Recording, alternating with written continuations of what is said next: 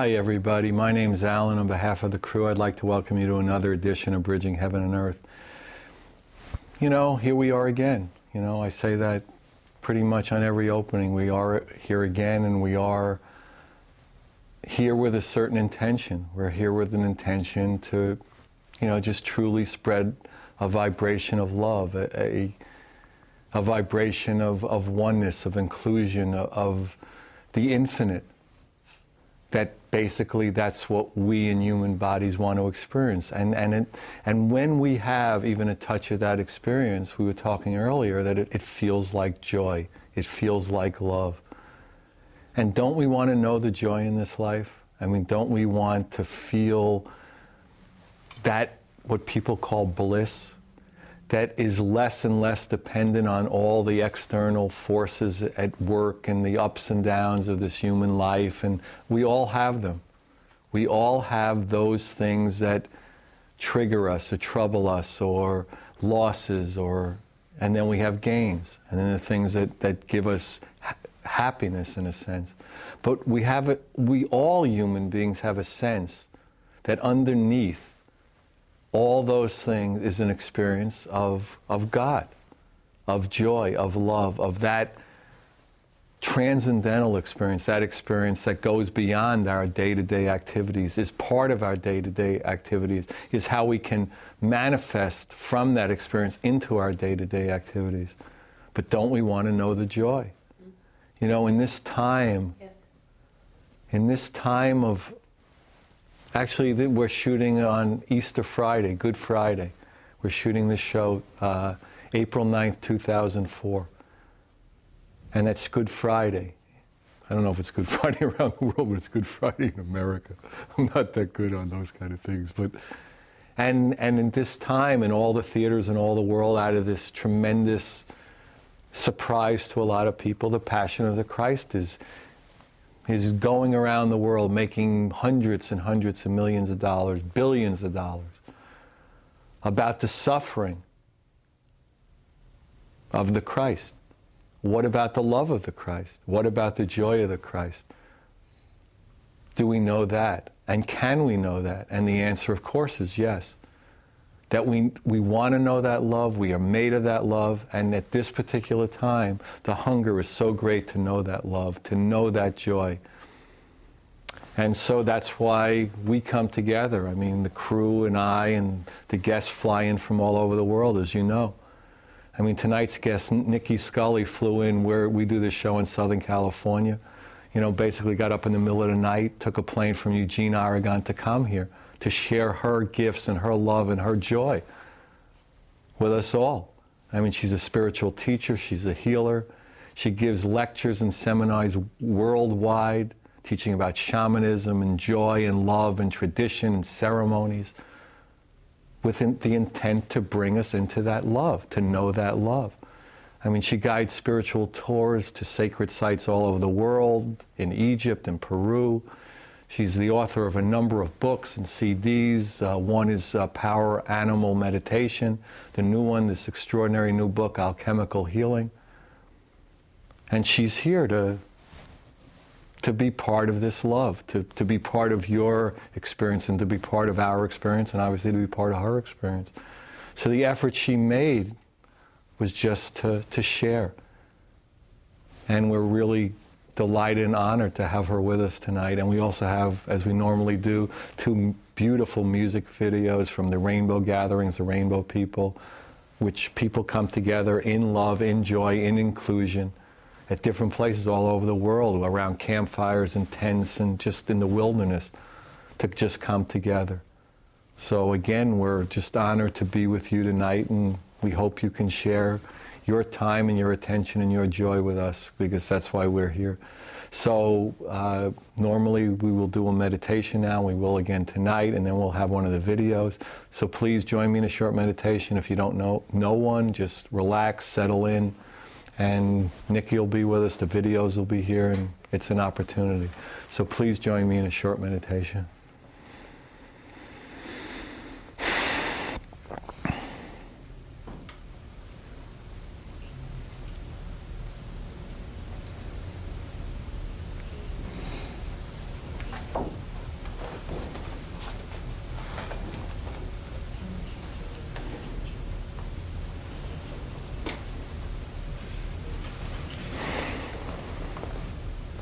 Hi, thank you.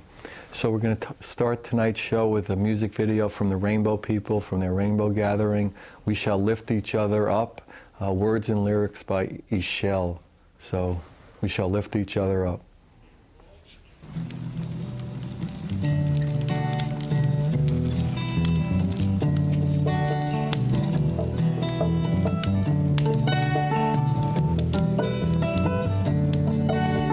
Humble yourself in the side of your sister. You got to bend down low. Humble yourself in the side of your brother. Ask him what he knows, and we shall lift each other up. Higher and higher, we shall lift each other up. We shall lift each other up. Higher and higher, we shall lift each other up. Humble yourself in the side of the children. You got to bend down low. Humble yourself in the side of the children. We need to know what they know, and we shall lift each other up. Higher and higher, we shall lift each other up. We shall lift each other up. Higher and higher, we shall lift each other up. Humble yourself in the sight of love. You got to bend down low.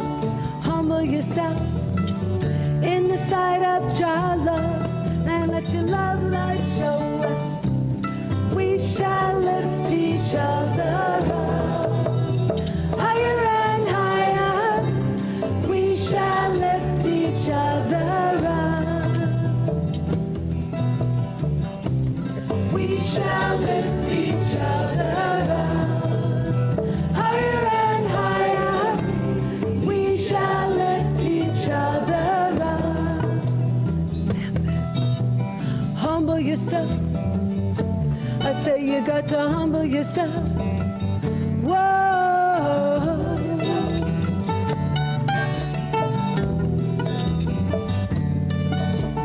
Humble ourselves. I say we got to humble ourselves. Whoa.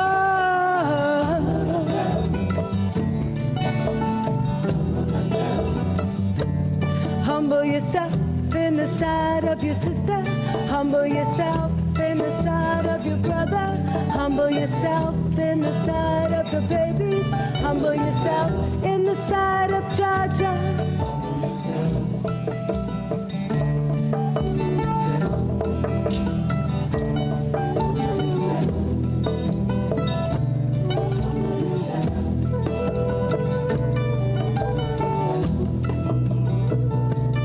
Humble yourself. Humble yourself. Humble yourself.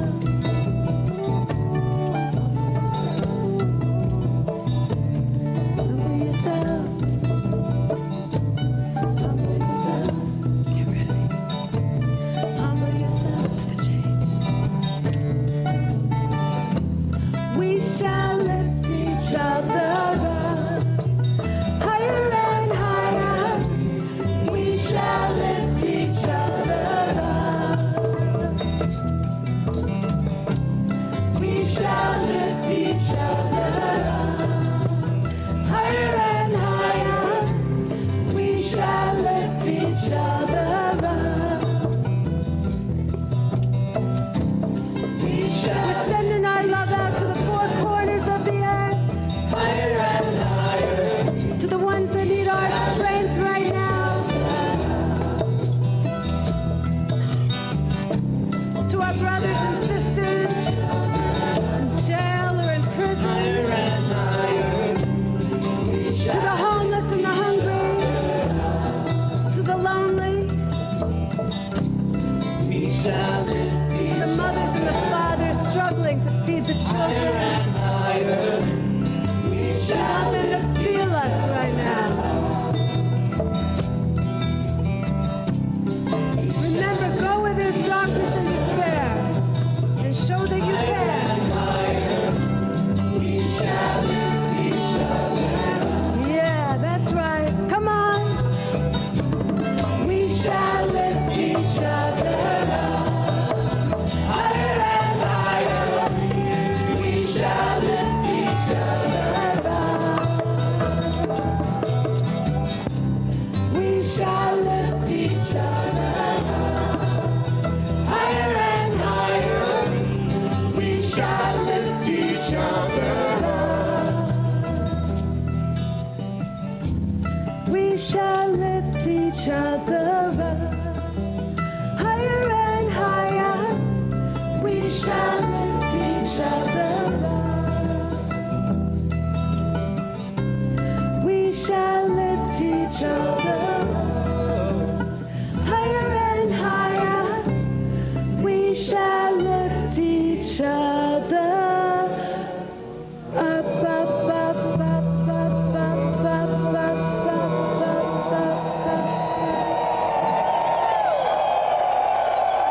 Hi, welcome. We're on the set with Nicky. Thanks for coming, Nick. It's great to have you. Thank you. I'm happy to be here. Good. So when did you realize in your life that there was more to it, that there was, things weren't the way they seemed?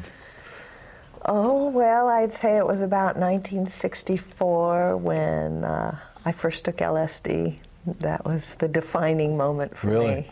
Oh, yeah. And so, and your initial experience was that, my God, what I had thought was, there's more, there's different, there's bigger, there's... Well, I actually thought about it quite a bit before I did it. I read everything that you could read at the time, which wasn't that much. I looked at it very intellectually. And then I went after it because I came from a very upper middle class, very straight Jewish background. And I was working in New York when I met my first hippie friend. And I sort of studied it and observed it and tried to figure it all out. And then I went back to California to see if I could find it. And but of course, you can't know without the experience what's going to happen. And my perspective changed 360. And when I came around, I was at a completely different level. And those initial visions from those years in the late 60s and 70s set a standard. Maybe it was an idealistic standard, but those visions have served me to this day. Like what? What were the ideals? A certain purity, a certain inclusion, a certain oneness? I mean, what? Well, you were speaking earlier about joy. It's that essence of joy and how that can permeate your life and your experience. The connectedness of all life. I guess that was probably the initial thing, just the realization of just how large it all is. I mean, we go through our lives with tunnel vision in comparison to an experience like that. And then, I guess in the late 60s, I moved to San Francisco and fell in love with the manager of the Grateful Dead, and so that rocked Scully, and that started a 14-year adventure. So in other words, and he was the manager of the Grateful Dead, so you went everywhere the Grateful Dead did with all their concerts, all the experience? Pretty much. Wow. You know, I was in the middle of that, and so I would say that in some ways they were my first teacher, and that music and the experience that developed around that music. And was that their intent from the beginning, just curiously? Was that the intent to make joyous music, or were they joyous people making music, or, you know, how did you see that? Well, I think that, well, they were musicians making music and finding joy in it, and finding this magical interplay with their audience. Remember, I never went to an acid test, but the whole idea was that there was no difference, really, between the audience and the creative process. And that's what I think started the phenomena that extended throughout their years of playing together, is this relationship with the audience that was unique. But they really felt that. I mean, in their being, that there was like one organism. They just happened to have the instruments at that moment. You just couldn't miss it if you were part of it. And because of that, and just the organic way in which it grew and the experiences, I first felt the healing energy at concerts, coming through my hands and having no idea what was going on, feeling like, well, I know that this can heal, but we didn't have that kind of permission. Nobody... That wasn't part of our upbringing. No. Right. You know, you have to be special, tapped by God, or fallen on your head or something. And even or people would try to, you know, take you to exorcisms, or...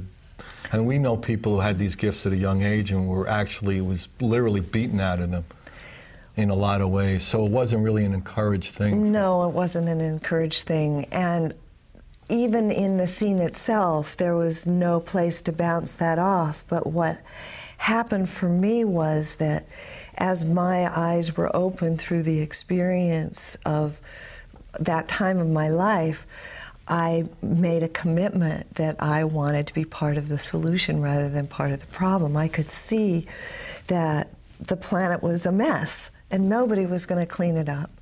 There was all this incredible suffering going on, all this destruction and degradation of nature, and I didn't know what I was going to be when I grew up. I just knew that I wanted to have some kind of effect or influence on making the world a better place, and bringing the joy that we experienced in those magical experiences into my life in other ways and spread that.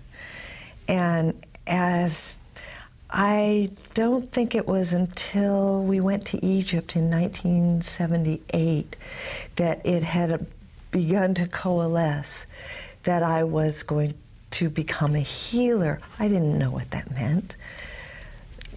Yet I felt that calling, and after Egypt, I went looking for teachers to be able to begin to develop the tools that were starting to come to me. And so when you pray and when you ritualize and when you commit to something in your life, it acts as a basin of attraction so that the tools come to you so that you can fulfill that commitment. And I actually The power of intention and the power of that commitment is really unbelievable, isn't it? It's fantastic. If you keep to it, it's undeniable. And eventually, I guess it was in the spring of 1981, I realized that for me to grow into who I needed to become, I had to leave that whole scene. And that's when I left my husband and moved to Oregon, took my kids up there, got a place in the woods, and started seriously studying healing. And why don't you go through that process? So, I mean, were there books, were there teachers, were there techniques you started doing, was there rituals in nature? Well, in the spring of 1981, when I moved to Eugene, was when I first heard about Reiki. That was the first actual initiation. That was the first way that I received permission. It's like being given authority to put your hands on people and allow something to happen, allow the ease of suffering, and to discover that there was this energy, this infinite energy all around us, could be moved through us and out our hands and transmitted into other people and could actually bring relief, was astonishing. And so I was very enthusiastic about it, and I didn't mind risking making a fool out of myself, which is really what it gets down to at that point. Oh, are you hurting? Here, let me. And because I was willing to do that, I was able to discover the effectiveness and allow it to grow. And it did. And then it was about a year and a half later that I found my teacher. And her name was Nadja Eagles. She's not alive anymore, but she was teaching a blend of Hawaiian Huna and the ancient Egyptian mysteries through a hermetic magical lineage. And she taught me psychic surgery and the basic principles of healing that were integrated into me and came out as alchemical healing over the years. So that was another really pivotal point in my life. And then discovering, I guess I must have been in my 40s already, that was going to be my life. And when you did that, I mean, it was just a real harmony, a real joy, where you felt like the wind was in your sails. I mean, there was just a tremendous beauty to it. Well, it was amazement at first. I mean, there really wasn't anything in my childhood to indicate that I would have these gifts. And I think that's actually the crux of it. That's the most important thing. If I can do it, anybody can do it.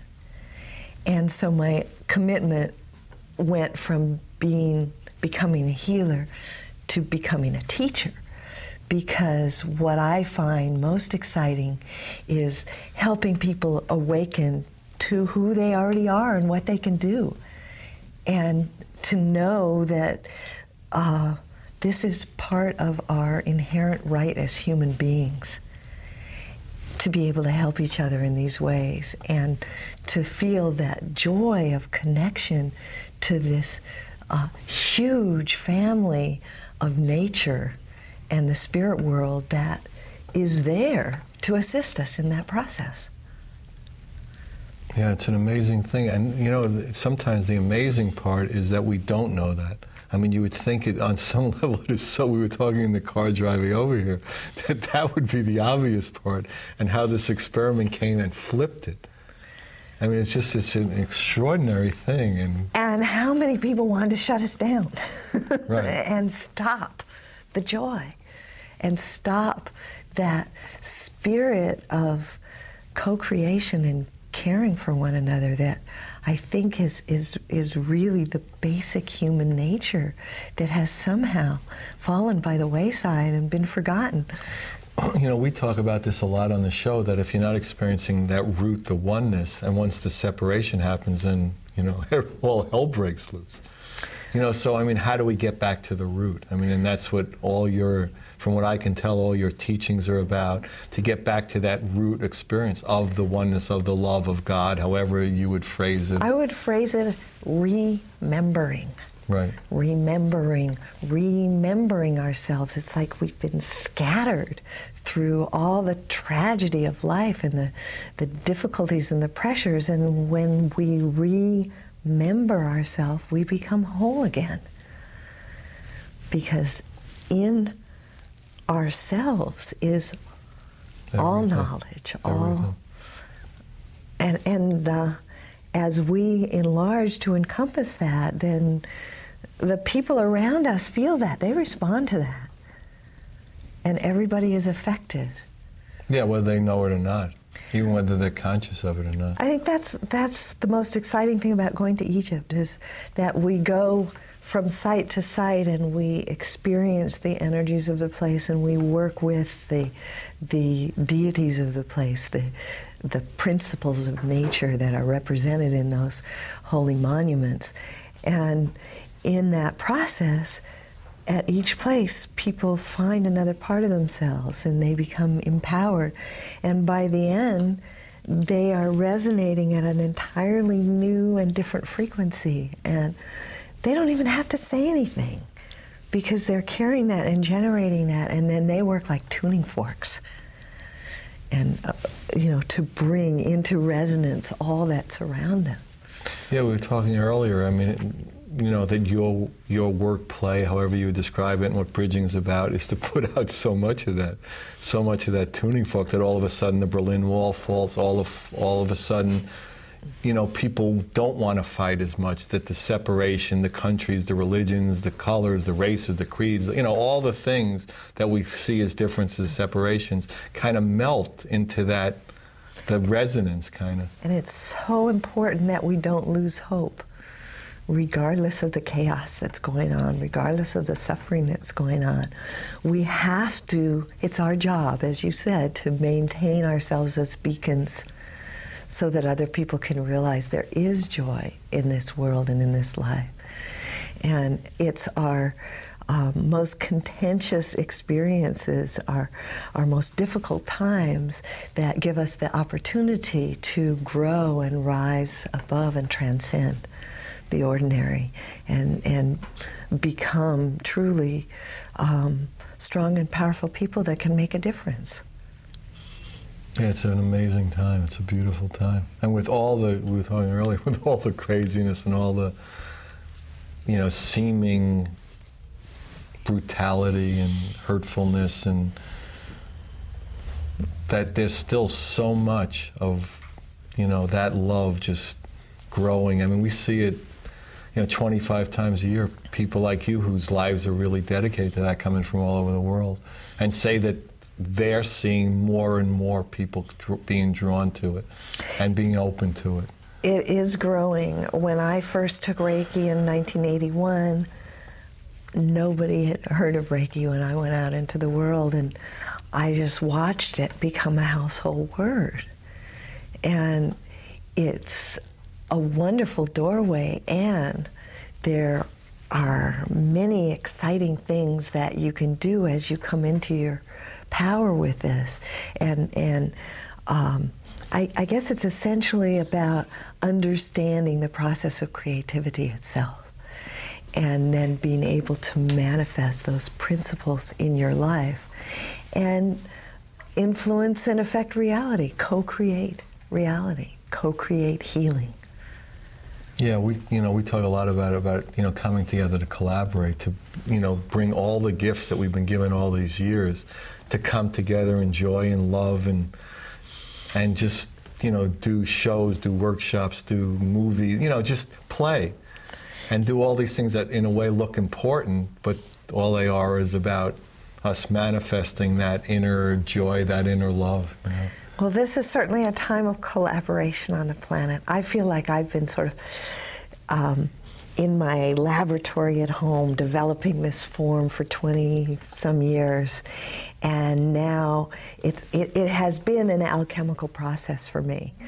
And going through all the stages of discovering what is the matter, and then going through the experiences and watching that matter be infused with spirit over time, until the enlightenment that is the true alchemical gold begins to emerge and express itself in a form that is shareable, that can be taken out in the world, and from which people can learn these basic principles of healing and creation. Okay, we're going to take a break and see the second video. Why don't you if you could give one tool, idea, thought that people could take into the break, to take into the music, what would you give? Which gift would you give at the moment? I would say that the most important thing we need to be focusing on at this time is moving from will to heart, from ego to essence. Sounds good. That's a good start.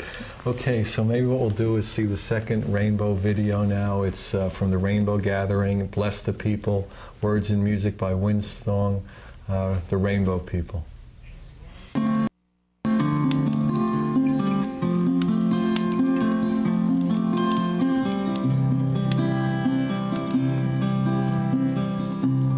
Bless the people, bless the people, bless the people, bless the people, bless the people.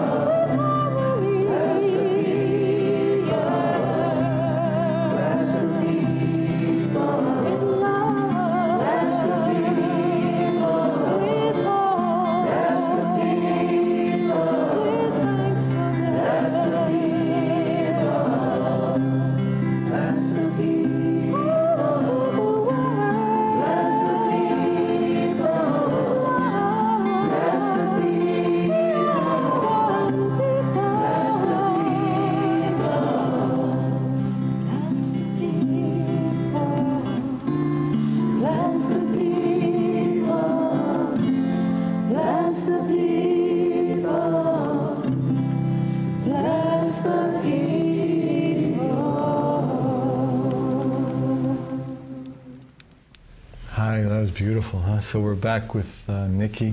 So you're doing some new work play with healing and animal totems. Why don't you talk a little bit about that? And you're going to do a healing or a teaching or something? I'll take people on a little journey. Okay, good. When my work first started coming in, my own work, it was a connection to mostly the animal totems and deities of various pantheons and plant spirit medicines. And what I learned was that all of nature has intelligence and consciousness, that we as people tend to be chauvinistic, and you have to speak, not only speak, but speak our language in order for communication to happen. And so that's very limiting. But when you get into the realm of working with animal totems, then you begin to connect with the various perspectives of the different aspects of nature. If you were to go to a Native American dance, for example, like a buffalo dance, and there'd be people dancing wearing buffalo robes, they would be literally seeing from the perspective of the buffalo. It would be like a transmography. They would become the buffalo. And so the work with animal totems is like that. As you make a relationship with a totem, then you have the benefit of their perspective and their intelligence and their skills. So if you were to fly with an eagle, you would have that lofty vision and that ability to distinguish from that great height the difference between a stone and a mouse. And so if we were to connect to the trees and the plants in nature, we'd know that the medicines we need for most all our ills are right there for us in our gardens and in our forests. And that the benefit of these relationships can play out very pragmatically in your life. Yeah, they're supposed to manifest. They're supposed to be they're part of our world. They're part of our interaction. And certainly they have as much invested in the healing of this planet as we do. We go down, we take them with us. And we're all cutting the branch we're sitting on. I'm afraid so. Very bad man. Bad manners. Not very smart. No, the gene pool is whittling away, isn't it? Not very smart, you American people. Okay. So, there's tremendous wisdom in the nature around us. And so one of the things that I do is I'm a map maker, a cartographer of the inner planes. And so in power animal meditations, I have an alchemy, a way, a meditation that takes people into a perspective where then they can connect with all the various aspects of nature. And what defines this and keeps it, or is unique amongst other forms that do this, because it's a shamanic practice that's done around the world, but this is a very specific way to get there. And what defines it is its connection to, its consistent striving to be connected to the highest wisdom as our overview, and that's the governing force that guides us and takes us to the unique experience that's there to teach us at any given time. And the animal totems each bring their gifts that are natural to them, and so we might choose one over another depending upon what's going on in our lives or what we're needing help with. So I'm not going to use the alchemy of power animal meditations because it's kind of inappropriate for television. But as I continued and developed alchemical healing as a healing form further, these principles, and I think I want to speak of the 4 principles of healing before we actually do the meditation, because if you understand these principles and look at any creative aspect of your life, you will be able to see how they work. The first principle is the skill that you bring. So as a healer, I've developed lots of various skills, and people that come to study with me bring their own skills. And if we're dealing with serious illness, we also have the skill of our doctors. And so, no, that's more about relationship. This is about the skill that each person has that's through their life experience. That's the first principle. The second principle is the relationships, particularly the relationships that you make with spirit. So if you make a relationship with animal totems, then you have the benefit of their perspective and intelligence and their gifts that you can call into play in any creative process or healing that you do. The third principle in alchemical healing is the magic, the leaving time for magic to happen, the mystery, that which you cannot expect, divine intervention, the miracles that happen. And that's a principle without which the process isn't whole. So you're never doing it yourself. You always are engaged with other intelligent forces in the universe, and you always allow for the magic. So what do you think the fourth principle would be? I was going to say the other 3 are pretty all-encompassing. So somehow to let go, to surrender. Gratitude. Gratitude, yeah. Appreciation. And attention is the highest form of gratitude. To pay attention. Attention is the coin of the realms. So that all we have in a appreciation. way on earth is time and attention. So those are the principles that the healing form that I've been developing are based in. And the other defining thing, I started by saying there were 2. One was wisdom, and the other is the heart-centeredness, that this work must be generated from a place of heart. Not intellectual, not mind. I mean, there's got to be a balance, but there has to be that heart component. If you're coming from the heart, then the intelligence of the mind is expressed through the heart. I'm not dissing the mind. In fact, my spiritual teacher is Thoth, the Egyptian god of wisdom or principle of wisdom that is the governing force of this work, regardless of what form it takes. Mm-hmm. And so learning that signature is a very important part, so that you know when you're in the presence of the wisest possible solution to any given problem. But what we're going to do for simplicity is I'm going to share a breath with you that I call the heart breath, to get you into that perspective of the heart and to kindle your own heart flame. And then in the light of your heart flame, I'd like to introduce you to a really good friend and spirit helper in the form of bear.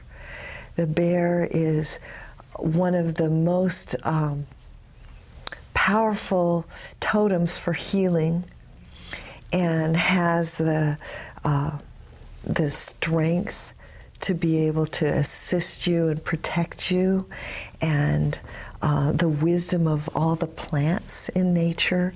So it's like having an herbalist for a friend that can give you medicines and guidance in that way. A very, very powerful ally to make a relationship with. And my purpose for this particular journey is to make that connection and get an experience, even if just a brief experience of what it might be like to allow yourself to be assisted by a being of such strength that you could rest into that strength and alleviate stress and achieve a level of relaxation that most of us don't know. Okay. Yeah, okay? Go ahead, start. You ready to go? Great. So what I would ask you to do is You can do this with your eyes closed or open. You might want to close your eyes for a minute, but then you'd miss seeing my beautiful face on your screen. So, but the idea is to be able to focus inward and find the eternal flame that lives within your heart. And as you bring your heart flame into focus, feed it with love. Pour love upon your flame, and that makes a strong fire for this alchemical process. So just take a moment to get a sense of your inner heart flame and how it grows and intensifies and brightens when you pour love upon it. And then I'll ask you to add to this intentional focus, breathing as though you're pulling breath from the heart of the earth. You're pulling it up through your body to your heart and letting the energy of the earth mingle with your own heart fire and breathing that out through your heart into the world.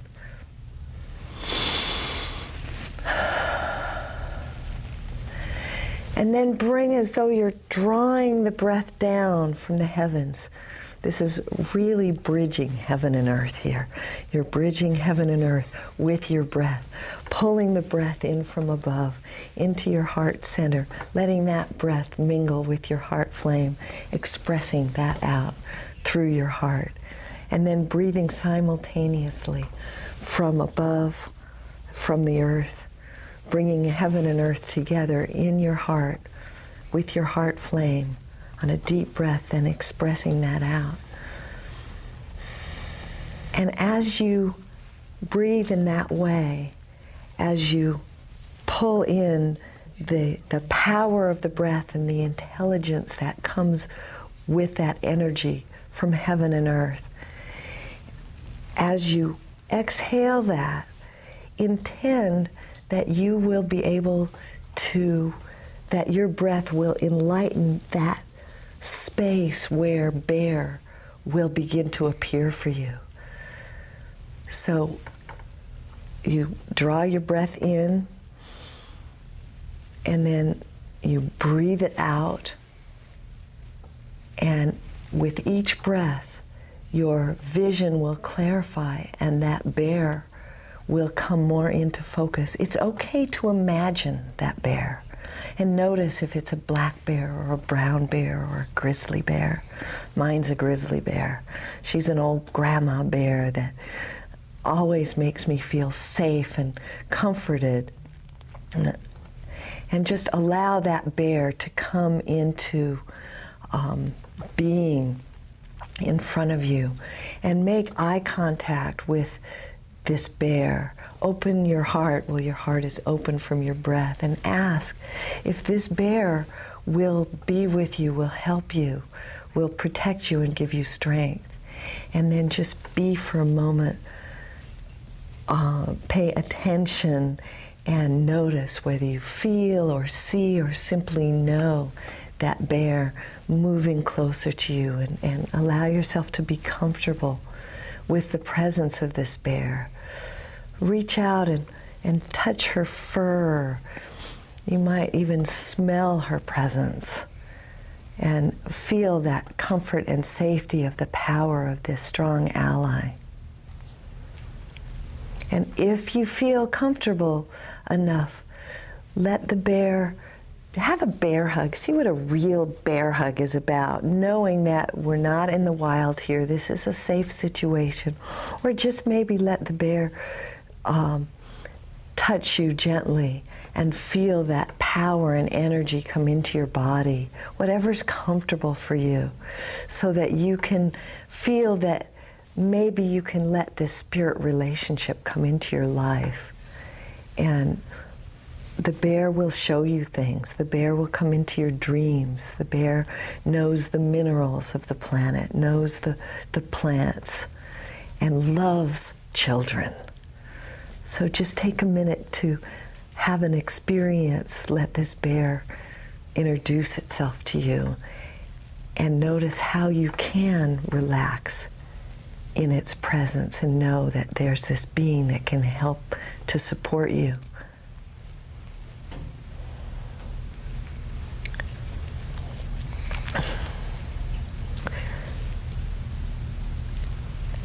And whenever you're ready, then you can bring your attention back, knowing that you can return and develop this relationship as you move forward in your life, knowing that there is this totem, this power animal ally who's willing to help and support you. But it's up to you to continue and make that relationship. This bear can help you to heal yourself.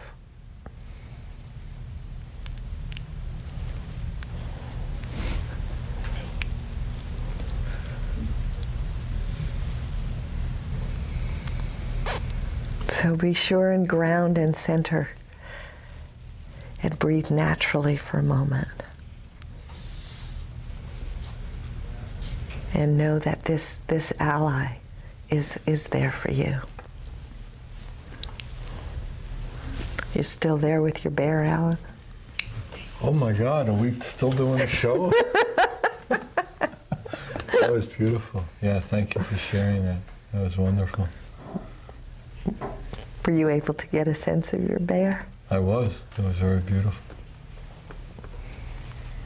Thank you. I think it's different for, one thing I'd like to suggest to people, I didn't know how long that we could go on. The show's been over for about 20 minutes. We're here all alone in the studio, so not to...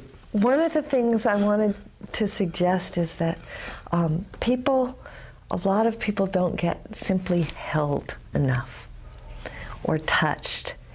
And one of the things that I've done with Bear is I see people at every level of stress in their lives, and there's just so much pressure in the way our society is that many of us don't really, we find ourselves just on this kind of treadmill of life, and we're constantly going and going, or at least that's kind of my experience. And to take time to relax is not that easy. So one of the things I do with Bear is, as an ally, is for power relaxing. And when I'm introducing Bear to people who are really under a lot of stress, I'll have them lean into Bear and let Bear do the heavy lifting. And I've seen people in 5 minutes get a level of relaxation, being willing to give over to the energy of Bear to help them and support them in that way. And it's been astonishing, the effect. So it's just a suggestion.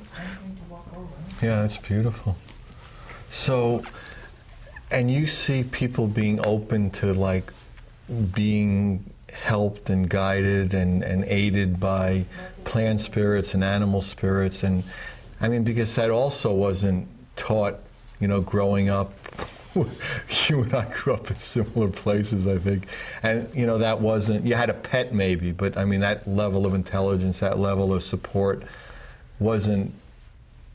It's been cut off from us. It used to be, well, certainly the Western European traditions, it's very clear that the healing knowledge before the Inquisition had been handed down mostly through the women, but the knowledge of healing plants, and it still comes through to us. There are many great herbalists and herb schools happening now to reteach people about the properties of plants.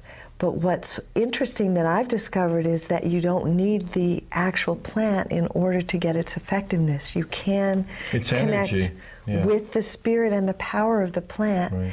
And I don't do healings anymore where I don't apply those powers. And when I don't know what plant to use because I'm not really an herbalist, I will call on the bear or the medicine Buddha or a wise old crone that I work with and simply ask for a remedy for that person.